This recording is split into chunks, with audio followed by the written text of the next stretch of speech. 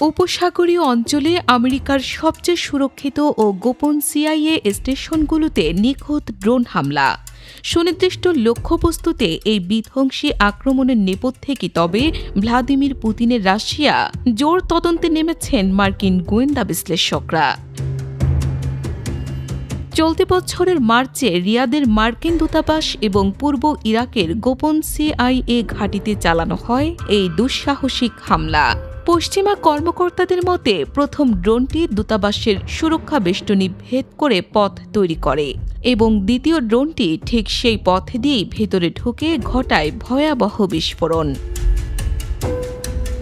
বিশেষজ্ঞদের ধারণা, ইরানের শাহেদ ১৩৬ ড্রোনের জ্যামিং প্রতিরোধ করতে এবং নিখুঁত নিশানা নিশ্চিত করতে রাশিয়া সরবরাহ করেছে তাদের অত্যন্ত গোপনীয় স্যাটেলাইট নেভিগেশন সিস্টেম কোমেটা-এম।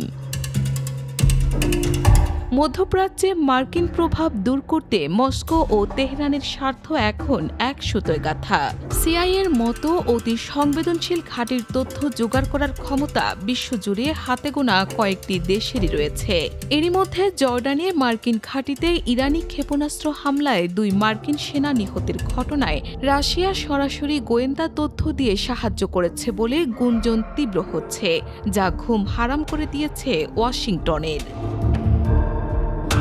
তবে এ বিষয়ে হোয়াইট হাউস এবং সিআইএ আনুষ্ঠানিকভাবে কোনো মন্তব্য করতে অস্বীকার করেছে। অন্যদিকে জাতিসংঘে ইরানের মিশন ও রাশিয়ার প্রতিরক্ষা মন্ত্রণালয়ও রয়টার্সের যোগাযোগে সাড়া দেয়নি। মধ্যপ্রাচ্যের এই প্রক্সি ওয়ার কি তবে রূপ নিতে চাচ্ছে বিশ্বশক্তির সরাসরি সংঘাতের ময়দানে?